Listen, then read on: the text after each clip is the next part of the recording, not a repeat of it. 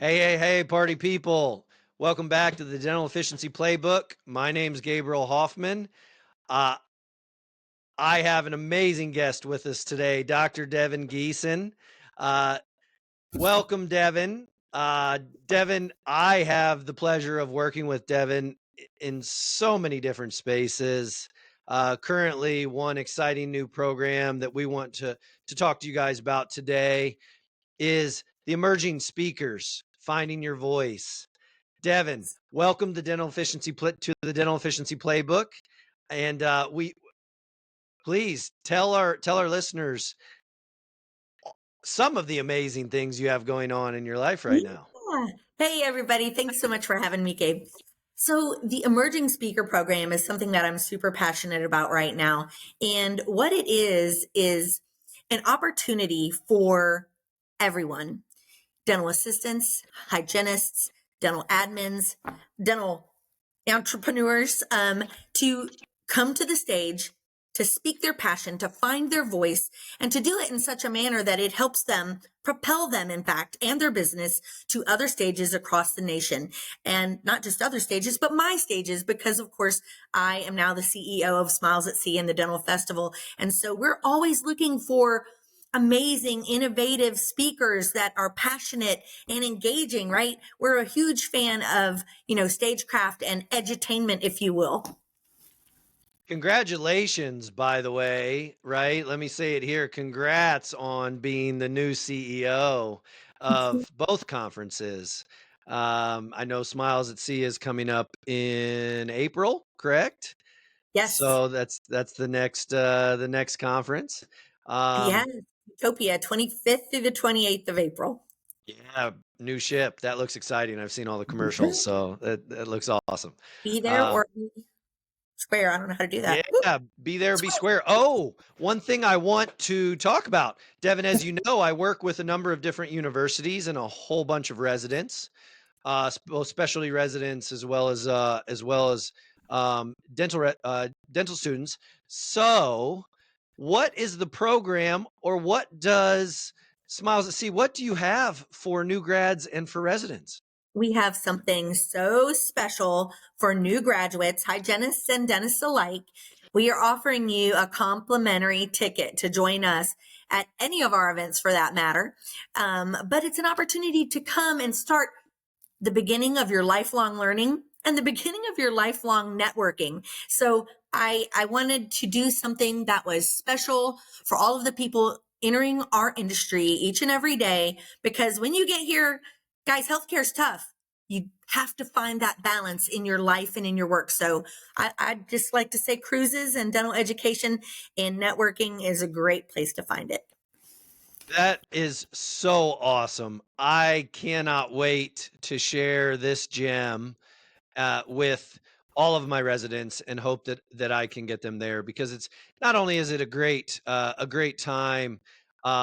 They need to get CEs, but free ticket on a cruise, bond the relationships that you have not only with your residents and your faculty, but then find your circle, right? Because when you're coming out of your residency or out of your program, that circle, that trusted circle, I can tell you from my experience, starting a group or on my journey, right? Like, as that circle grows, being able to have a trusted network, that those partners that can help to propel you, make the process simpler and easier, more efficient for you as you're starting up a practice or even getting into a group, right?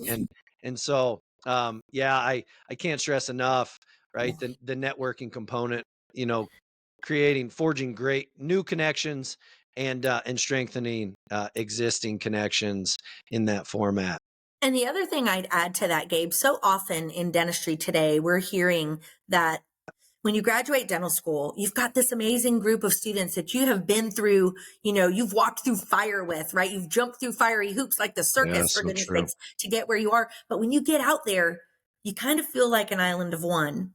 And you don't really want to talk to your teammates, the folks under you, if you will, about how to navigate the day or a tough patient or a specific procedure. So finding people to surround yourself with is huge. And if you can do that, I just really feel like your growth as a professional will just be exponential. And so I'm really happy to contribute to that. So happy graduation. Come join us. You'll get a free event ticket. You do have to pay for your cruise, but guess what? Happy graduation. Yeah, that's so amazing. I was so excited to see that, and I look forward to that. I'm looking to get some other resources to share with them as well. We can talk about after our recording today, I but love that it. is so exciting. Let's go back to finding your voice or the emerging speakers program for a second.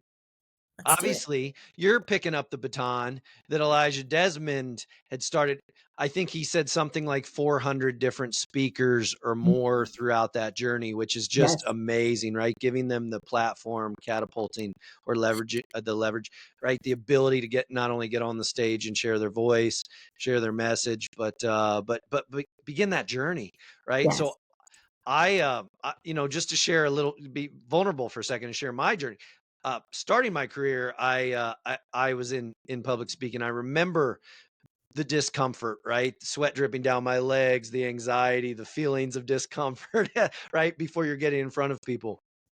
Um, and then you get up there and either you talk too fast or you talk too long, right? And so the practice and the repetition in a program like Finding Your Voice, with amazing coaches, so many, like some of the best. I mean, the lineup is absolutely amazing. But let's talk about that program a little bit because there's a lot of other value Oh my gosh. besides just Yes. leading to stages, right? Yes. So can you touch on that? Absolutely. So let me tell you why I developed it first, because I think that's important. When I came into the speaking arena in the fall of 2021, I went through Dentistry's Got Talent, which is what Elijah forged back in the day to bring all these voices to the industry. And it was a great experience for me. Now, if any of you know Sandra Berger, she's our PACE AGD accreditation specialist. I was in the back, much like what you were. I was sweating. I was shaking. She said, "Do I need to get the AED for you?" And I said, "I don't know, maybe keep it on hand because I'm not feeling so good." And she was like, "Just go out there and be you."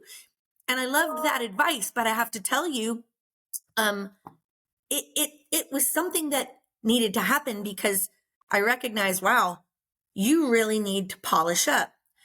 So as I started working through it myself, I looked for people to support me. But you can't get a speakers program in this industry for less than about 7 to 10, even $15,000. And I thought, wow, Wow. I'm a dentist and I just sold my practices. So financially, I'm doing okay. I can lay that money down, but can every dental assistant, can every admin, can every dental entrepreneur?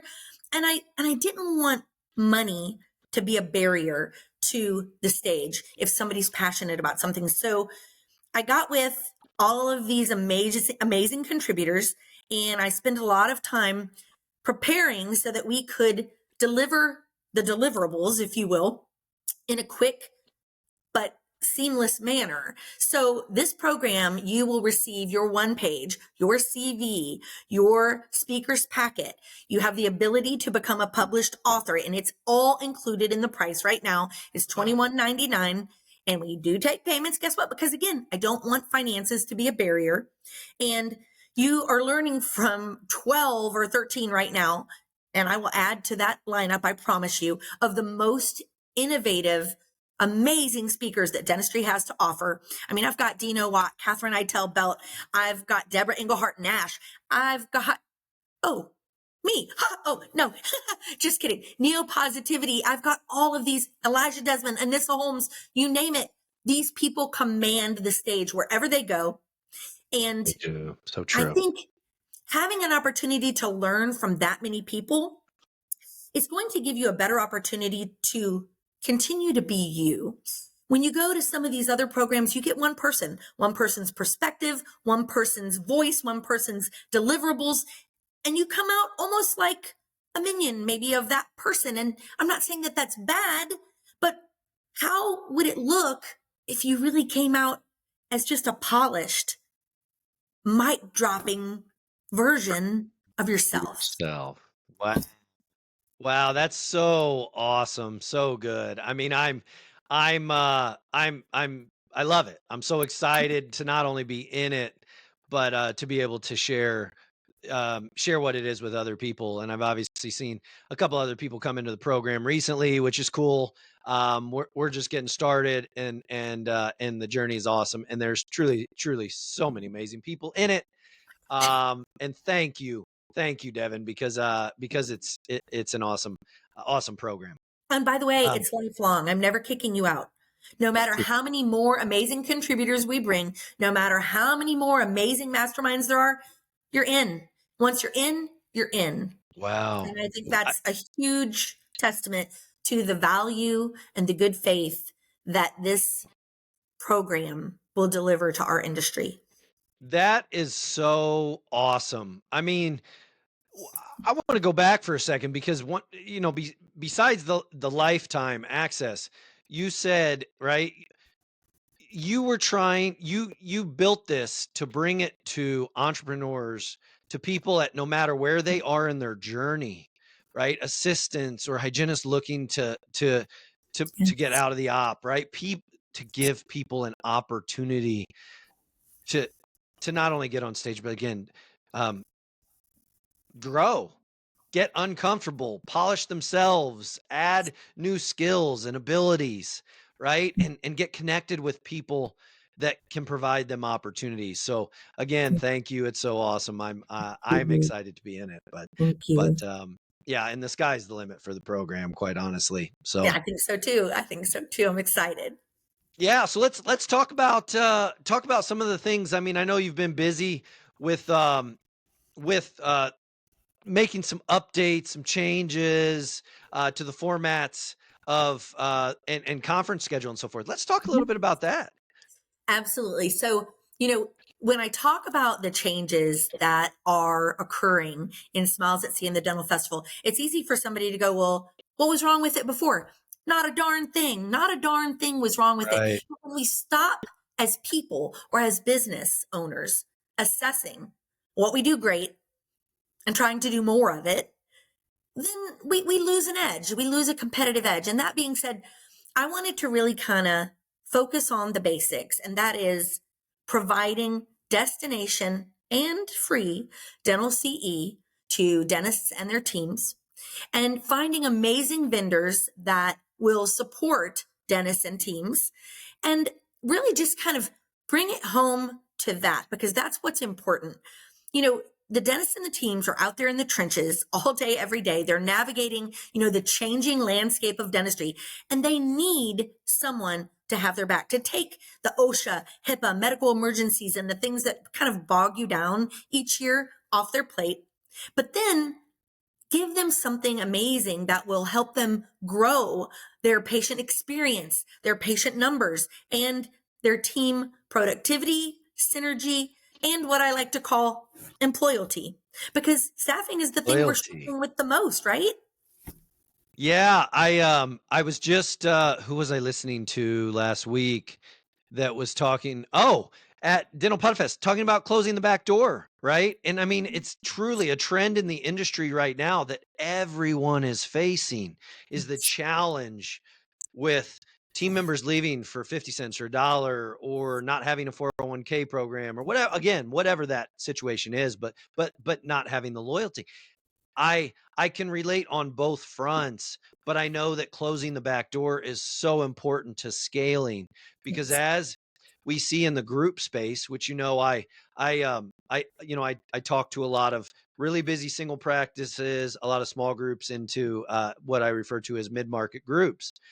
And one thing I see as a trend in the space is the scaling at a rapid rate or growing so fast, right? Yeah. Wanting to add practices under the EBITDA umbrella, right? We know that if we bring them in because we have our EBITDA mark, they're going to increase in value, but then it doesn't necessarily translate to cash flow Yes. because the culture is such that we're growing so fast that we're bringing all these new people in that aren't trained and developed, or we have Mhm. turnover at 20 or 30%. Yes. Right? And so that's truly a challenge in the business that I think, right? we're like at the head now, and it's got to get better. So um I think having the ability to see and hear about time tested, proven processes from people that have been doing it, right? I made a post earlier this week that I'm passionate about. Experience is the best teacher in business, right? Yes. Yes. Um, I also I think that being able to understand that, or like come to a platform like a conference, and not necessarily see the same speakers, but see people, whether that's the vendors that get an opportunity to come on stage and talk about what they do, which I think is fantastic, because having been a vendor and having a booth, right, at different shows where you're just one of many and you don't have the opportunity to actually share why you do what you do as a vendor, why you're there, right? I think that's huge for vendors. I And love then, that you said that. By the way, I think vendors, so many of them could benefit from the emerging speaker program because sometimes they don't have the tools in their toolbox needed to really convey their message. And I'd love to see them be able to convey that message in such a way that the dentist is just waiting for them as they walk off stage because they want to know more.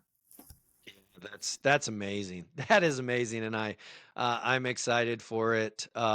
Where's the destination for Smiles at Sea this April? Yeah, so I think we're headed to the Bahamas in April, and then we've got the dental festival this summer, August 21st through the 23rd at Delray Beach, Right. Florida, right?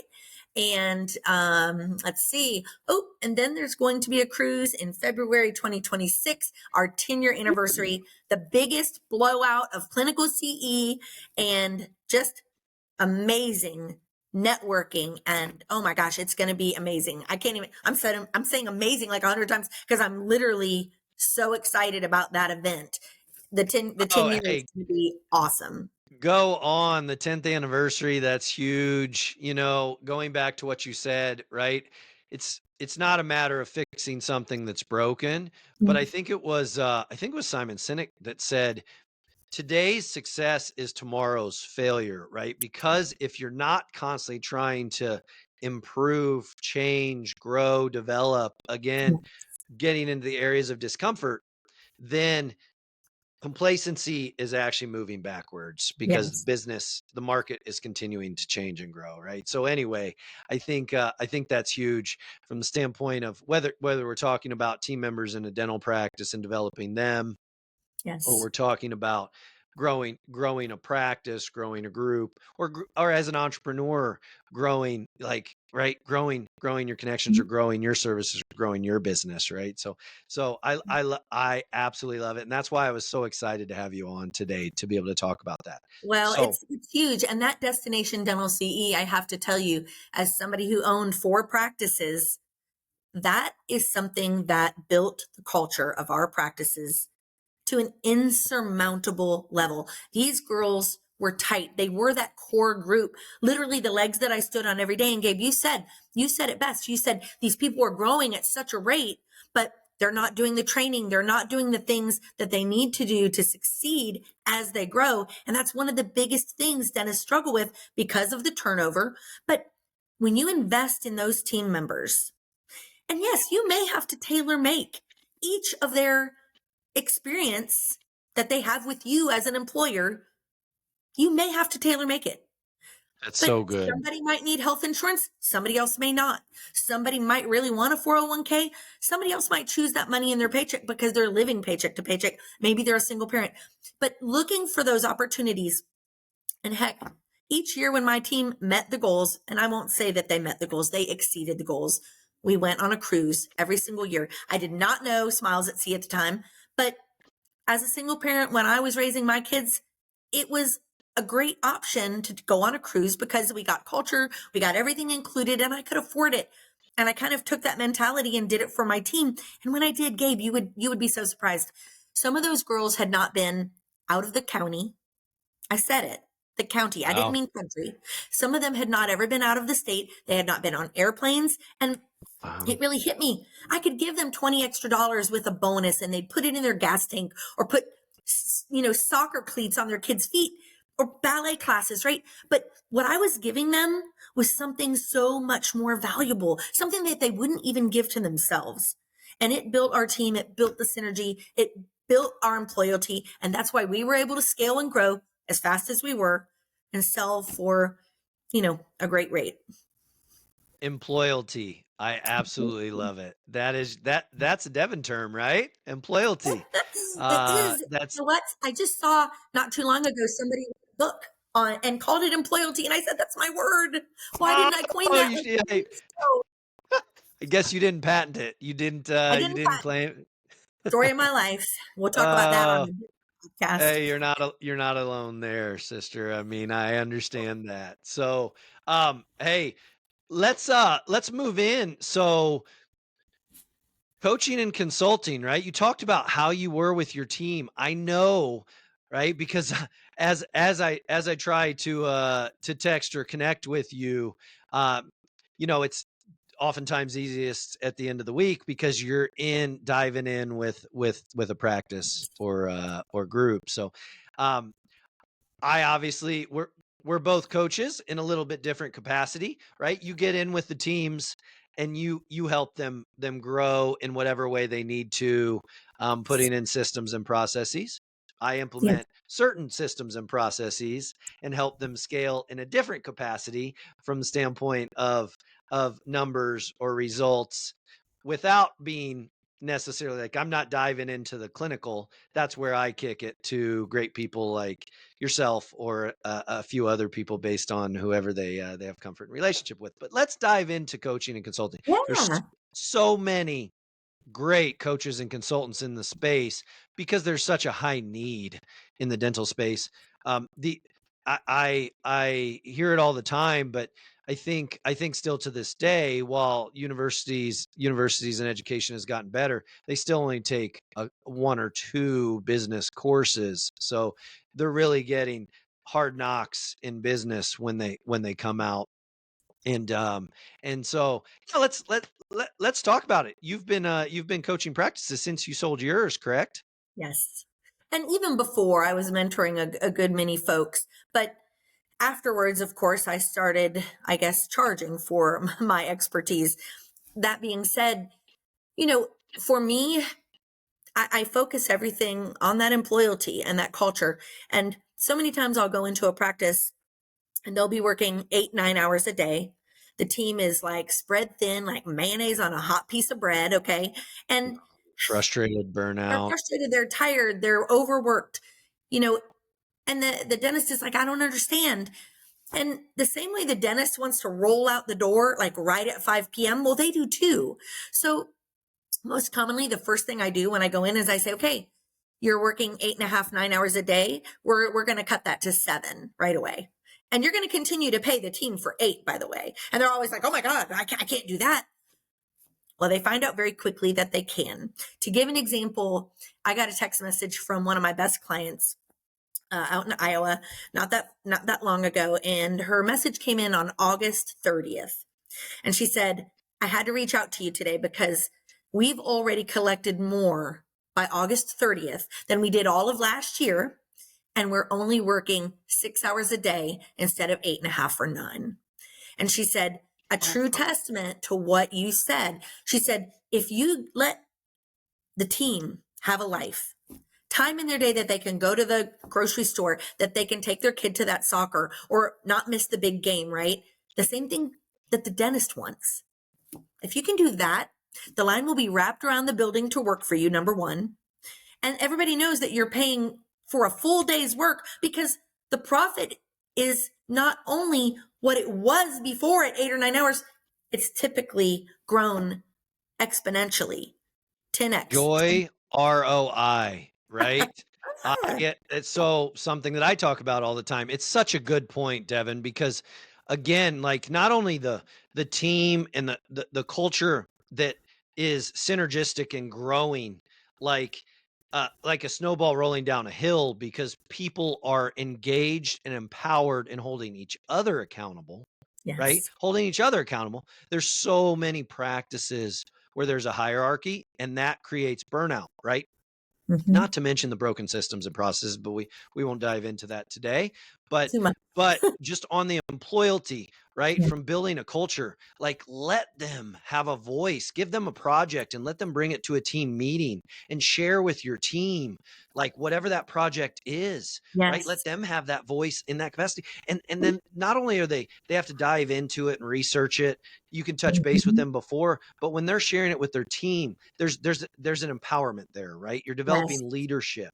You're guiding them to an area where maybe they haven't done that before and they're uncomfortable, but they're Yes. taking greater ownership in your practice as well. It's Yes. so huge.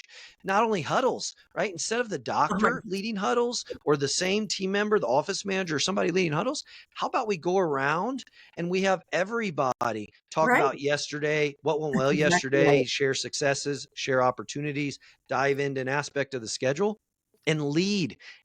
And then they're having to look at the numbers, because Yes. another thing that happens in practices all the time is we invest in a technology like a software, gives us the Gentlemen numbers, and then child, practice by we don't numbers. use it, right? If we don't use it, it doesn't do any good. That's like anything in our life, right? We can buy Yes. it and we intend to use it, but if we don't put it into practice and consistently use it each and every day, it's Right. not going to do us any good. What's So when you tracked and measured changes.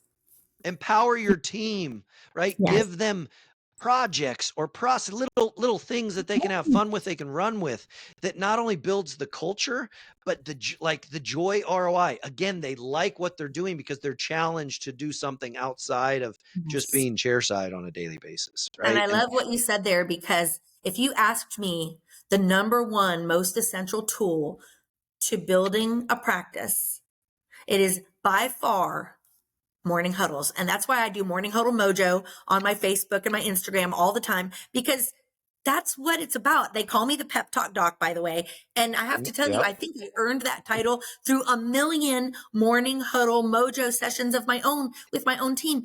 And if I could bottle that and sell it to dentists, I'm telling you, I would be rich, because dentists forget. Your team needs a pep talk every single day. They need you to help them grow personally, professionally, and together. And if you can lead and inspire them and motivate them every single day, there's nothing else that you'll have to do. But that's the thing that is missing so commonly. I saw a quote yesterday that leadership is not just setting the example. Leadership is motivating and inspiring others Yes. to not only not necessarily be where you are, to surpass where they are each and every day, right? To learn to get Mhm. 1% better on a daily basis and keep showing up and keep doing that, right? That's so Yes. motivation and inspiration is such a key to building that culture. But I absolutely love it. And yes, the pep talk doc, I should have introduced you that way. I'm sorry. I That's know that's who you okay. are as a consultant, but you do so many amazing things. So Oh, so that's great. Yeah, talk a little bit about your coaching and consulting journey, right? As an yeah. entrepreneur, how has it changed? I mean, I'm a coach and consultant. I started years ago for friends back, I don't know, 2014, and did it intermittently, and now I'm all in on helping practices and groups scale in different ways. So, you mentioned monetizing coaching, but talk a little bit about your coaching journey and not only how you started helping people and but how you help them now and how Oh, that yeah. that process. So, I have to tell you, the first thing is recognize that just because you're a coach doesn't mean you don't need a coach. You need a coach. You need somebody who came before you to help you, to grow you, to give you all of the, tidbits and pearls that you don't know yet. So while I know dentistry and I know clinical dentistry and I know business, I didn't know coaching. I needed somebody to help me with contracts. I needed somebody to help me with client management. Initially as a coach, when you start, you're just trying to gain traction and you take everybody. And I thought, wow, I've got all these clients. It's so great. I'm so busy. But busy isn't a sign, in my Focus. opinion, of success. Now, I would much rather have fewer, better clients and fewer, better people, because what I've noticed is Every dentist wants $1 million practice. And $1 million practices, we say here in North Carolina, are a lot like beach houses. They're going to give you a shag carpet and a 1970s kitchen because they haven't invested in their beach house or their practice for that matter. But the goal now for me is to choose the person who wants to give the pep talk every day. Choose the person who's not afraid to lead. Choose the person that once I pass them the ball, they grab it, they pick it up, they run with it. They don't rely on me to do the things that they need to do in their practice for themselves.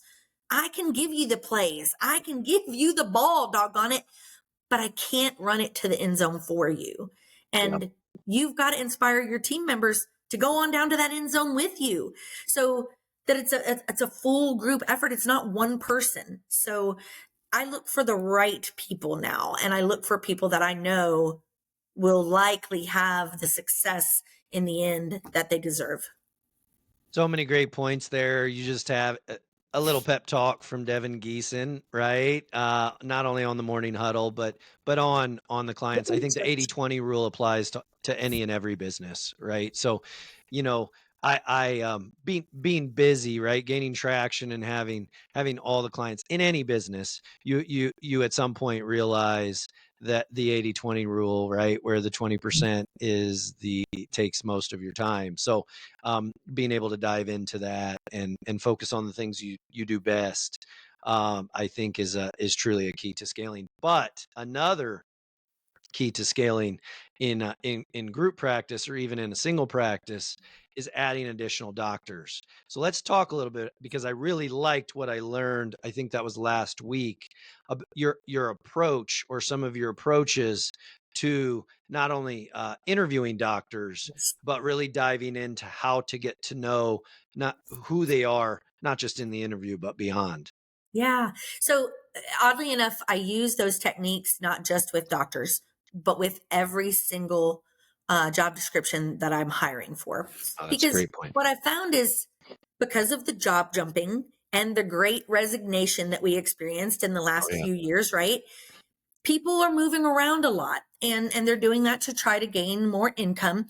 But what I'm seeing through so many of my clients is that they'll hire somebody, and they'll think, oh, well, they want this amount of money. They're super prepared. They're overqualified. And so often I find that when I conduct a functional interview, they're underqualified.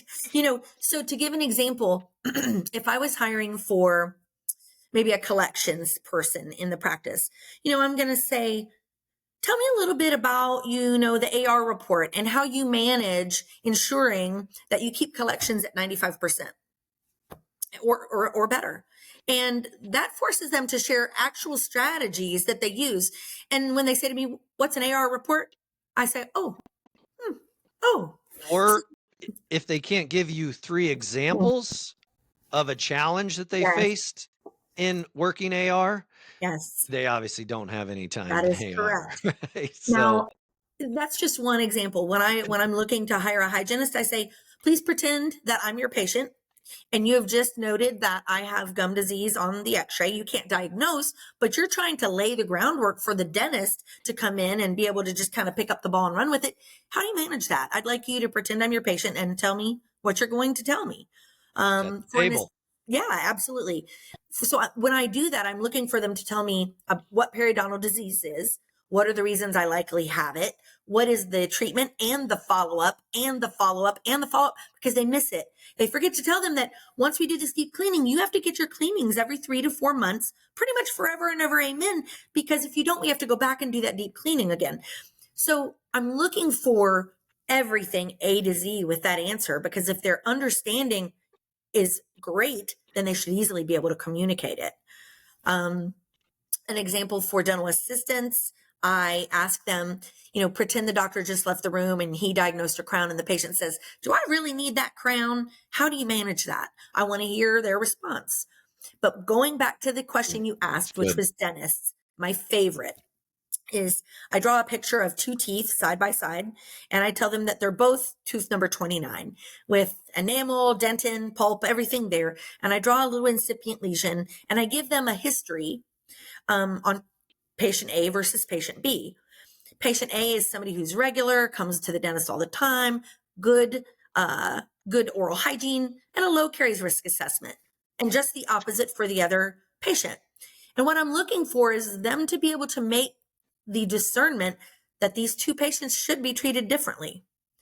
And that looking at them logically, not just looking at the lesion, is how you make the decision as to how to treat, how and when to treat, or how and when to try to prevent.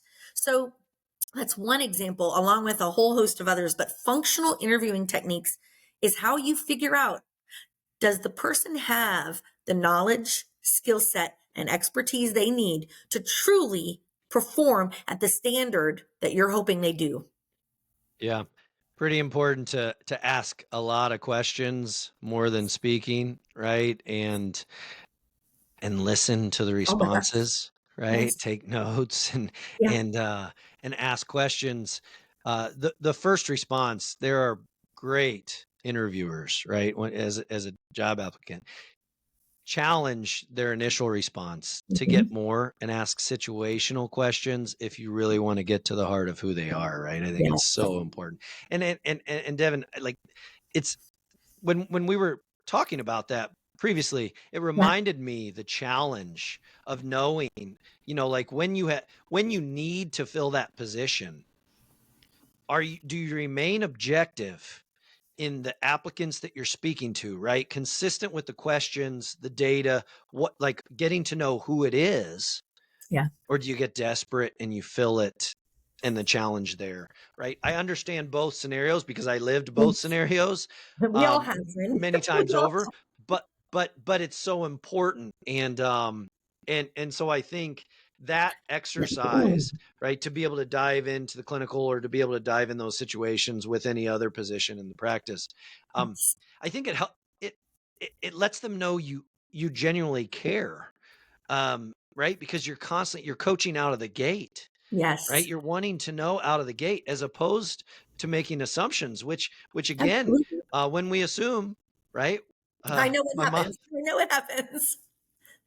So Something else that I did that I really found valuable that pretty much nobody that I know does it or has done it. I did what was called a practice boot camp. And so as we were growing, I ended up with like something like 50, 60 employees by the time it was over. But as we were growing, we were bringing on new members of the team, right? And so, yes, we utilized different interview types, but the big thing is they were invited, but really it was necessary to come to the practice boot camp where I explained to them what our mission was, our vision, our values, our goals. I explained to them that I wanted them to be empowered. I wanted them to know as much about the practice as humanly possible before the first day that they came in, rather than just dropping them into the practice and saying, sink or swim, good luck. And I also told them it will never be me that fires you. It'll be your teammates. So you want to rely on them. You want to have their backs and they'll have yours. But we dropped every single thing we could into that 5-hour practice boot camp, from, onboarding to all of the paperwork, but really more than anything, it was about how to be successful in their role, what we expected, what our standards were, what were non-negotiables. And because we set that standard, I think they tried to exceed it most commonly. it's so good. What frequency did you do that boot camp? Mhm. It depended on how quickly we were growing, but I mean, it could be in the beginning when we were really growing, I would say about every 45 days, every Oh wow. 3 months at the most. But then as we were, growing and people were staying, which was great, it became less and less frequent. Finally, we just put it on video and had them watch it, you know, before they ever showed up to work, because at that point it wasn't as valuable without a big table of people to all contribute and collaborate. Sure, but I mean, like you were investing the time and the money and the resources into your Yeah. team, into your business. I think another very important point that I don't want to miss here is that you were sharing everything about your business with them, right? Same thing if you look at coaches, right? To be a good coach, the more that you share, the more that your clients understand you. Think about that as a business owner as well. The more that you share, the more that your team is empowered to Yes. know about the practice, the more that they want to know, the more Mhm. that they feel enabled to learn and grow with you, right? So I think that's just a little nugget that can't be like, I can't uh over like it's underwhelmed, I think. Like, it's so important to share because so many practices or owners are concerned. ab- you can put safeguards, you can put flags, you can put the right people in the right places so that everything is in place. A good controller, good Yeah. other people that will, so you'll never have to worry that concern that somebody's going to know too much and take something, right? But And I want to tell diving in. you, not only did we do that onboarding, but we went on a cruise each year focused on dental CE, right? We closed the practice each year 2 times a year, usually Memorial Day and right around Thanksgiving.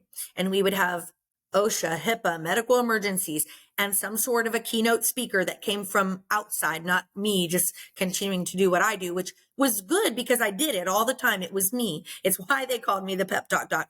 But I wanted to inspire them with other people and bring them, other views and concepts and ideas outside my own.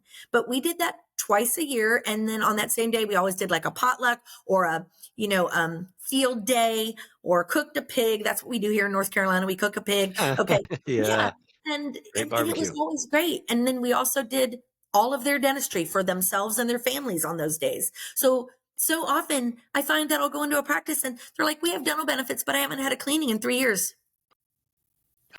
Oh, yeah. What? You Oh, yeah. care That's of these such a people. miss, right? Do you wa that's your billboard, right? That's your walking Yes. billboard every day, and when they're excited about what you've done for them, Give don't them you think they're gonna be Invisalign. more Give it to them. willing, right? Patients are gonna ask, but they're gonna Yes. want to tell, right? Doctor Yes. so and so is fantastic at boom, smile Yes. design, at veneers, at crown, right? Whatever, Yes. right? At chairside, right? They're your walking billboard each and every day with every patient. So 100%, like that goes back to the invest in your team to Yes. invest in your practice, right? Yes. Into your patients, into your business. And in all Uh, fairness, I really believe that that is why I was able to build 3 practices in under 5 years and sell for the multiple that I was able to do. I didn't really plan to sell and leave clinical dentistry at the time frame that I did, but I had worked so hard to build the EBITDA in those businesses that I did. I got scared when all of the incomes for staff members were doubling and then costs of goods were doubling. I was like, oh my gosh, it'll take me years to bridge the gap here. And so I sold, but I was over 50 years old. I had my time and it was a short period of time, but now I have to tell you, my entire legacy is about helping dentists either do what I did, be as profitable as I was, recognize that their team members are, the legs they stand on. I say it all the time, and recognize that you have to take them to church first thing in the morning every day. Kind of get a hallelujah. You've got to do it. You've got to be their pep talk doc. oh, I love it. I love it. Um, okay. So, gosh, we've covered so many great things today, right? This is fun. Love that we were able to dive into who you are as a coach, learn about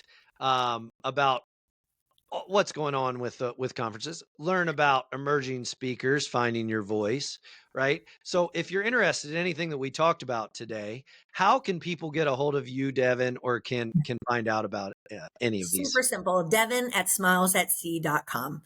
Email me, and heck, I'll just go ahead and give you my phone number too, 919 625 7132. If you have a question, a concern, you need advice, you need mentorship, I'm happy to contribute and support you. And it would just be my pleasure to be part of your journey. Awesome. Is call or text better as far as your phone? Text is always better so that I can set up a time to chat with you. Okay. Thank you so much for joining the Dental Efficiency Playbook, where we share insights, tips, tricks, and the occasional cheat code. Devin, it's been a pleasure to talk to you today. Really great stuff. Uh, I look forward to the next time that I get to engage with you. And Absolutely. uh, yes, awesome, great stuff today. Thanks so much. Bye. Bye.